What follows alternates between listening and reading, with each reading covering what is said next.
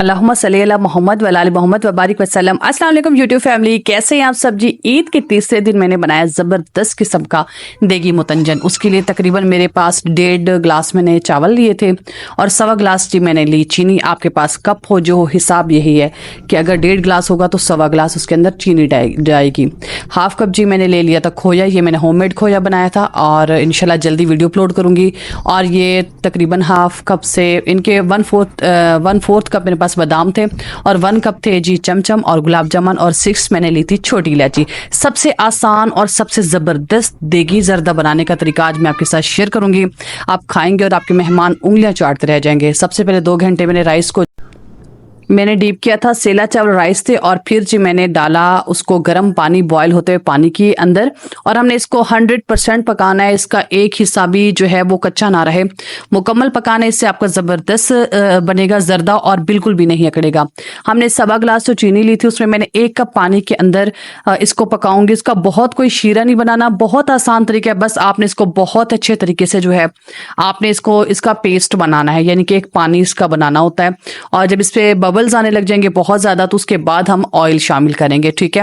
پہلے میں چینی کو اچھے طریقے سے جو ہے وہ مکس کر رہی ہوں اس کے اندر، تاکہ پانی کے اندر اچھے طریقے سے یہ مکس ہو جائے۔ جب اس کے اوپر اچھے طریقے سے ببلز آئیں گے اس سٹیج پہ بھی جی ہم نے ڈالنی ہے اس کے اندر آئل۔ کوئی مشکل ریسیپی نہیں ہے، سب سے آسان جو ریسیپی تھی نا میں آپ لوگوں کے لیے وہ لے کر آئی ہوں کہ آپ مزے سے بنائیں اور آسانی سے بنائیں، آپ کو کوئی بھی ٹینشن نہ ہو۔ 1/2 کپ آئل جائے گا 1.5 گلاس زردے کے اندر، کیونکہ زردے میں آئل جو ہے کم رکھا جاتا ہے، زیادہ نہیں رکھنا جاتا۔ 6 میں نے الائچیاں ڈال دی تھی خوشبو کے لیے، کیونکہ الائچیاں بہت اچھی لگتی ہیں۔ پھر آپ نے اس کو اچھے طریقے سے پکانا ہے۔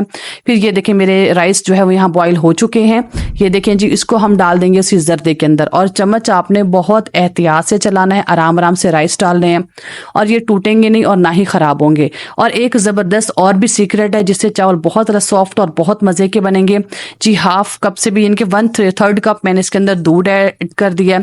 اس سے ایڈ کرنے کا فائدہ یہ ہوتا ہے کہ ایک تو بہت زیادہ سافٹ اور مزے کے بنتے ہیں، دوسرا اس کے ایک رائس کے اندر جو ہے نا وہ سویٹ پہنچ جاتا ہے۔ پھر میں نے کھویا ڈال دیا، بادام ڈال دیے اور جی میں ڈالوں گی چمچم۔ پانی جو ہے تقریباً ڈرائی ہو چکا تھا، 10 منٹ جی میں اس کو لگاؤں گی دم، اور ہمارا جو ہے دیگی متنجن تیار ہو گیا۔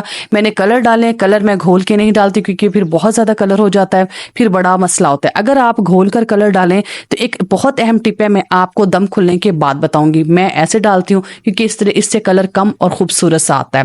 آپ نے اسی طریقے سے بنانا ہے، لیکن اگر آپ کلر گھول کر بھی بنائیں وہ بھی بہت اچھا لگتا ہے، لیکن ایک سیکرٹ ہے، اگر آپ اس طریقے سے بنائیں گی نا تو کبھی بھی آپ کے زردے میں کلر زیادہ نہیں ہوں گے۔ میں سب سے پہلے یہ جو کلر ہوتے ہیں نا ان کو اٹھا لیتی ہوں علیحدہ پلیٹ میں، پھر جو تھوڑے کلر ہوتے ہیں ان کو مکس کرتی ہوں، اگر ہو جائے کلر پورا تو ٹھیک، اگر کلر پورا نہ ہو تو پھر میں یہ کلر ایڈ کر کے زردے کو پھر جو ہے مکس کر لیتی ہوں اور رنگ پورا ہو جاتا ہے۔ کیونکہ بہت زیادہ جو ہے دیگی متنجن میں کلر اچھا نہیں لگتا، وہ بہت عجیب لگتا ہے۔ لیکن آپ کو کلر پسند ہے پھر آپ یلو کلر کے بنا لیں، اورنج کلر کے بنا لیں، وہ آپ کی چوائس ہے۔ لیکن اگر آپ نے دیگی متنجن بنانا ہے تو کلر اس طرح ہونا چاہیے جیسے میں نے دیا، ماشاءاللہ کتنا خوبصورت لگ رہا ہے۔ امید ہے کہ میری ریسپی آپ کو اچھی لگی، اگر اچھی لگی تو پلیز میرے چینل کو لائک کریں، سبسکرائب کریں، میری ویڈیو کو زیادہ سے زیادہ اپنے فرینڈ سرکل میں شیئر کیجیے گا اور کمنٹ کر کے بتائیے آپ کو دیگی متنجن کی ریسپی کیسے لگی۔